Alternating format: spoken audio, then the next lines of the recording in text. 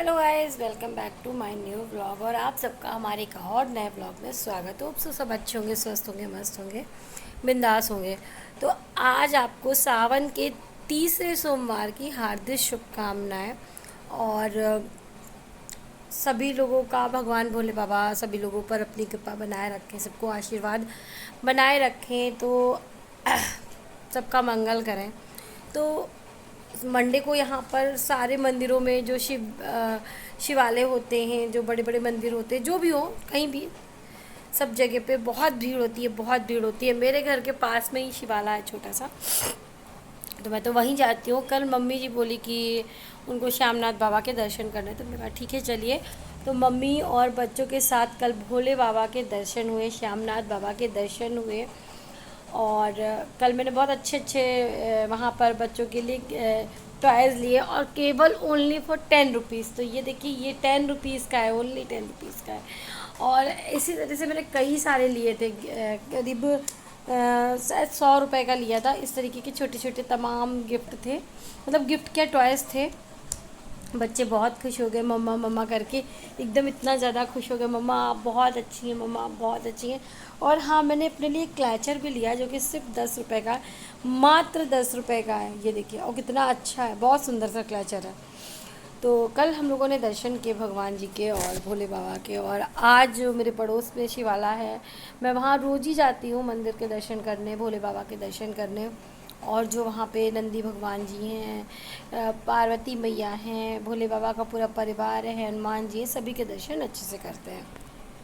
तो अभी फ्रेंड्स, हम अपने बच्चों को स्कूल छोड़ आए हैं। स्कूल छोड़ने के बाद हम मंडी गए थे सब्ज़ी लेने के लिए। तो आपने एक कहावत सुनी होगी फ्रेंड्स कि माँ बाप का अगर हाथ सर पे नहीं हो तो आटे दाल का भाव पता चल जाता है। उसी तरह से आज मेरा ये एक्सपीरियंस रहा कि अगर पति का साथ नहीं है ना, तो सब्जी तक का भाव पता चल जाता है। सीरियसली, ये तो एक मतलब वो बता रहे हैं। तो बाहर आजकल इतनी सब्जी महंगी है, इतनी सब्जी महंगी है कि डबल रेट। जैसे घुइयाँ जो है ना, जिसको अरबी बहुत लोग बोलते हैं घुइयाँ, 80 रुपये पर केजी है। बट आप मंडी जाओगे तो 40 रुपये पर केजी है। तो आज हम 1 केजी, मतलब एक एक केजी लेकर के आए। आपको आलू आपको 40 रुपये से 35 रुपये से 40 रुपये तक मिलेगा, पर मंडी में 28 रुपये प्रति केजी मिल रहा है। तो मैं तो ये बोलूँगी कि भैया आप लोग जिनके घर के पास मंडी हो वो मंडी में जाए, क्योंकि आलू हुआ, टमाटर हुआ, प्याज हुआ, लहसुन हुआ, आजकल बहुत महंगा है। बहुत सारी सब्जियां महंगी हुई हैं। 80 रुपये में लेडी फिंगर, मतलब भिंडी 80 रुपये में है। और मंडी में आप जाएंगे तो 50-55 रुपये प्रति किलो मिल जाएगा। पर प्रति किलो लेंगे तो थोड़ा सा महंगा है, बट और अगर आप 5 किलो लेते हैं, मतलब जिनका परिवार बड़ा है, तो 1 किलो 2 किलो भिंडी एक साथ ही लग जाती है। जैसे जिसके घर में 10 लोग 12 लोग हैं, तो 2 किलो भिंडी लग जाती है, क्योंकि 4 से 5 जन में 1 किलो भिंडी लगती है। तो 10 लोग हैं अगर, तो 2 किलो भिंडी लगती है। तो अगर आप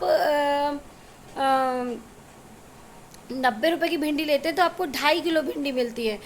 आप मंडी से अगर सब्जी लेंगे तो आपको 90 रुपये की 2.5 किलो भिंडी मिलती है। और अगर आप बाहर से लेते हैं, मतलब जो होल सेल, मतलब जो ऐसे रिटेलर होते हैं, उनसे आप लेंगे तो आपको 80 रुपये की भिंडी मिलेगी। तो कितना मार्जिन है सब्जी में।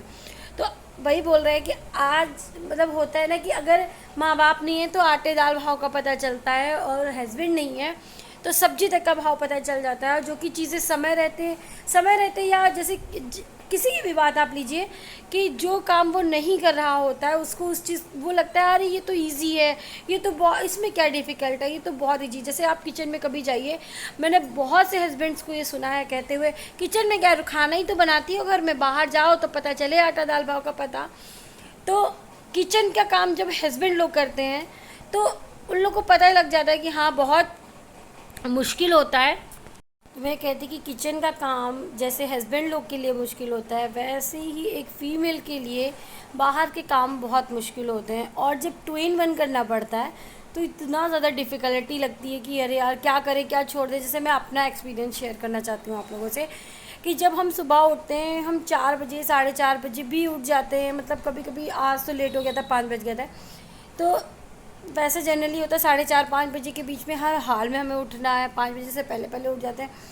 तो जब उठते हैं ना, तो एक पैर से नाचते हैं समझ लीजिए। टिफ़िन भी बनाना है, टिफ़िन रेडी करना है, सब्जी पराठा अलग बना, सब्जी पूड़ी सब्जी पराठा ये अलग रेडी करना है, स्नैक्स टिफ़िन अलग रेडी करना है, फ्रूट टिफ़िन अलग रेडी करना है। और उसके बाद दोनों बच्चों की बॉटल भरनी है। और बच्चों को मतलब बार बार बोलना पड़ता है, क्योंकि बच्चों को इतना जो होता है ना कि ज़िम्मेदारियों का नहीं रहता, उन लोगों को ही नहीं लगता है कि टाइम पंक्चुअलिटी होनी चाहिए।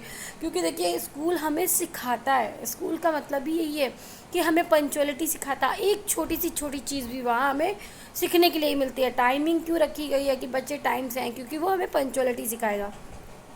तो बच्चों को भी जल्दी जल्दी जल्दी जल्दी बोलना रहता है। और बच्चों का क्या है कि सुबह हम लोगों का भी ये काम है कि बच्चों को सुबह बोलना है कि जो अपने डेली रूटीन के काम है वो तो करने ही करने हैं। उसके बाद आप सुबह पहले नहा करके सबसे पहले भगवान का ध्यान करिए, चाहे 2 मिनट के लिए क्यों ना वो करिए। उसके बाद आप ब्रेकफास्ट करवाना रहता है, उसके बच्चे तैयार होते हैं, बैग वगैरह लगाना रहता है। तो बहुत ज़्यादा बोलना पड़ता है बच्चों को। अभी अभी छोटी है इसलिए अभी का काम हम करते हैं।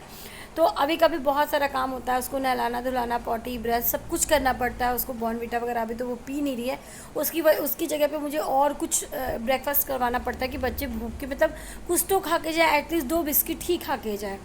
उसके बाद बच्चों का तो मैं अभी का तो मैं बैग रात में ही लगाती हूँ। फिर टिफ़िन उसका बैग में पहुँचाना, स्कूटी पे या गाड़ी से जब जैसे भी हम जा रहे हैं बच्चों का वो करना, खुद भी अपने आप को प्रिपेयर करना, खुद भी ऐसे तो आप पहुंच नहीं जाओगे बच्चे को लेकर के, तो खुद भी अपना नहाना धोना और 2 मिनट के लिए भगवान का ध्यान करना। उसके बाद मैं वापस से आके पूजा करती हूँ।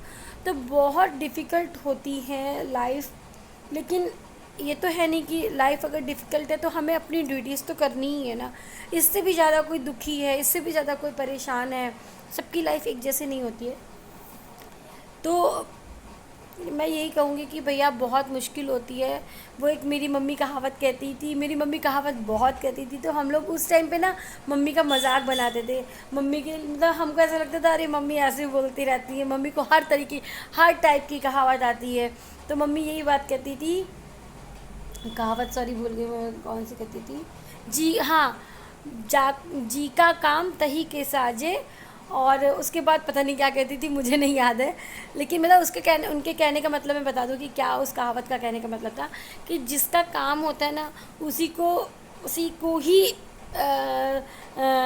सुटेबल रहता है, और मतलब वही का रहता है। लेकिन वही चीज़ है ना कि पड़ती है तो करनी पड़ती है फ्रेंड्स, और नहीं करेंगे तो बहुत लोग बोले, ऐसा नहीं कि मेरे को कोई बोला नहीं कि मैं तुम्हें हेल्प कर दूँ ये वो। बहुत लोगों ने मेरे को कोई काम हो तो बताना, कोई किसी तरीके का कुछ हेल्प हो तो करने को बोलना। लेकिन मुझे पता है कि लोग सिर्फ एक दिन हेल्प करते हैं कि चलो बेचारी इसका कोई करने वाला नहीं है, या कोई भी जो भी जैसे भी।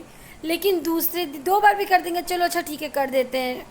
3-4 बार जब हो जाता है ना अरे यार इनका तो रोज़ का ही है, हमने अच्छा इनसे कह दिया कि हम हेल्प करेंगे, हमने तो ऐसे ही कहा था कि हेल्प कर देंगे और ये तो सच में। तो भैया हमें ये लगता है कि जिसका जो काम है वो वही उसी को करना चाहिए। और वंस अगेन आप लोगों को सावन के सोमवार की हार्दिक शुभकामनाएं। और इसी के साथ अपने